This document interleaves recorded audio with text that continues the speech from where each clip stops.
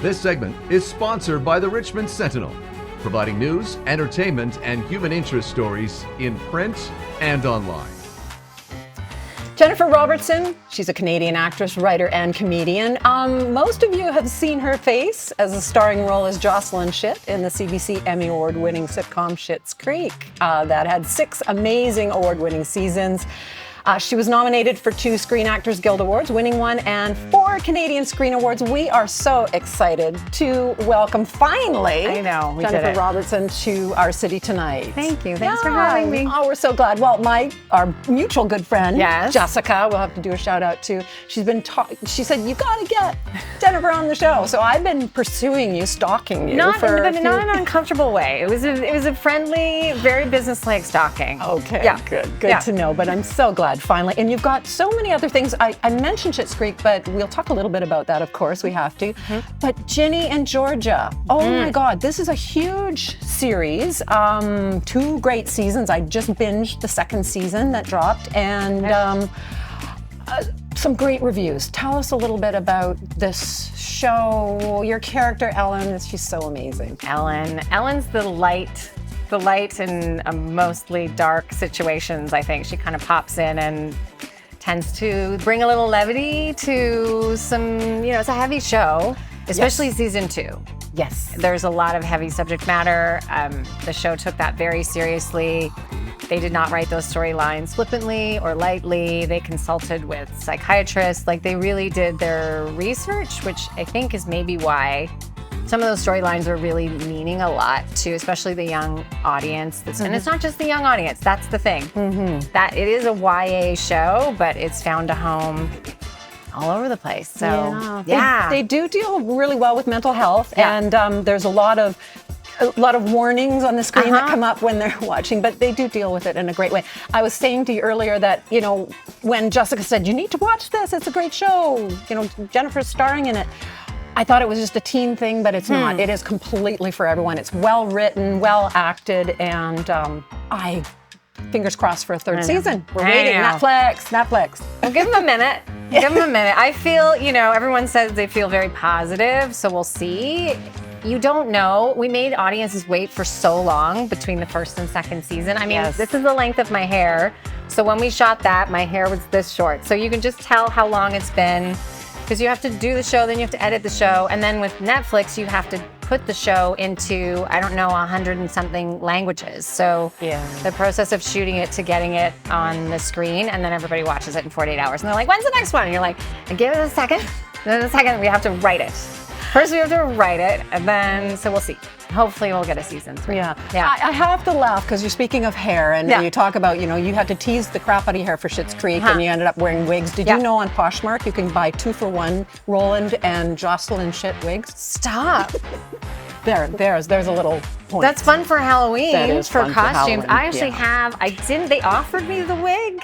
When I finished, I was like, I'm not sure what I would do with this. And people are like, you get a case and then you'll put it on thing. I go, that feels very creepy. And if I'm dating, I feel like that would be a red flag for anyone coming into my home, that I would have the Jocelyn wig on a stand under a spotlight. With the tiara. With the tiara. Yeah. And so I didn't have it initially, but then we did something for the for Barack and Michelle Obama for grads in the first year of the pandemic. We did this online song with Mariah Carey, which was all very surreal and wild. And we were doing it in characters, so they FedExed me the wig. A famous wig. But now the wig has to stay in a cupboard because my dog barks at it every time I take it out. So it's killing me. I don't blame her. It's kind of weird. She's like, what is that? I'm going to go back a little bit. You were born in Canada. Were you born in Vancouver? I was born in Calgary. Okay, in Calgary. Lived in Salt Spring for a while. Raised in Vancouver, though, right? And then moved to Burnaby when I was 8. Okay, perfect. So, now, and you come from comedy. You're both, your dad and your stepmom were the double exposure, CBC, wonderful comedy team. They were. So was it funny in your house all the time? Everybody asks that. Not particularly. I mean, my dad was a funny guy for sure, but I think you get home and you don't do bits. It's not like every meal we'd be like, please, I'm trying to eat, Dad. Stop with the jokes. And my mother, conversely, maybe why they didn't stay married, she thinks this is a theory anyways, is the most serious woman ever. So there was a balance of like very funny dad. And my mom would listen to the show and go, I don't know why we're laughing. What am I listening to? Okay. Why is this? So I had a little bit of both at home. Okay. She's lightened up over the last few years. That's good. She likes a good joke now. Good, Yeah. good. Speaking of jokes, the subtle humor I have to bring up in Schitt's Creek, was that something, you know, because you came from comedy shows, like This Hour Has 22 Minutes, a little bit more in-your-face comedy. Was it something you had to sort of tackle and deal with? Well, they Eugene definitely, you know, when we started working and rehearsing, we had a little bit of rehearsal time before we started shooting. It was definitely, the note was, you don't have to make it bigger. They wanted the characters to, you know, and then everybody kind of found their characters and we all had our little things. Like apparently I do like a shoulder thing. Oh my God, you with continue Jocelyn, doing and I don't, yeah. Oh, I don't we know. were doing that earlier. Yeah. And that was not just sort of a thing when I'm in the Jocelyn body that kind of happens to me. So, but it was the intention. It's not a multicam. So that was the intention. They're like, don't dial it up like you would in a sketch or in a multicam. They wanted it to be as grounded as those characters can be. Cool. Yeah. Kind of one of my last questions, I guess, Yeah. is what was it like to be working with Eugene Levy and Catherine O'Hara? It was remarkable. Yeah. It was, I mean, every day with the whole cast, but especially with them, everybody knows them. They're legends, and they were incredibly professional.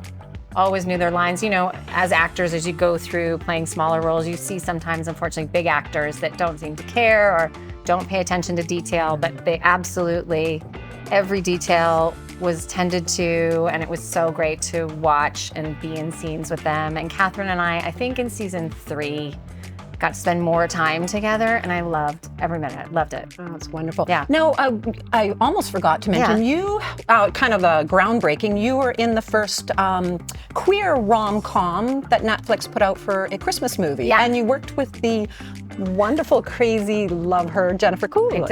I did. It was such a cool, I was sort of in early, so I would find out like every week who another great actor, so Kathy Najimy plays my mom, not old enough to play my mom, but anyways, she's amazing and was so fun, and Michael Urie was my brother. Like every week I'd be like, new cast member added, amazing people.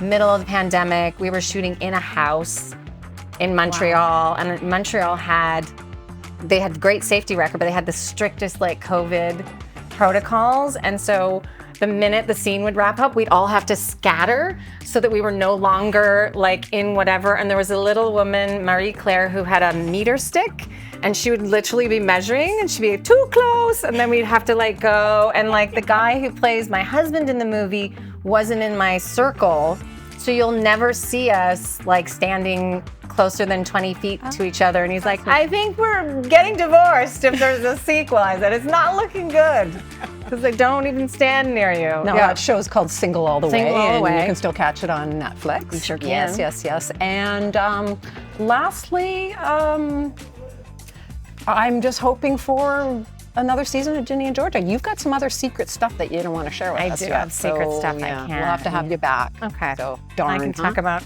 I mean, I'll come back. Yeah. It's very hospitable. Yeah, well, wonderful. Wine absolutely included, and so great. So Jennifer Robertson, Canadian actress, award-winning actress, I have to say. Again, catch her in Ginny and Georgia if you haven't already. Season 2 just dropped. You can binge that. Can. Yeah. Go for it. Wonderful. Thank you finally for being. Thanks. Now I got to go get my wine. Cheers. There I we just go. got my We water. did it. This segment was sponsored by the Richmond Sentinel, providing news, entertainment, and human interest stories in print and online.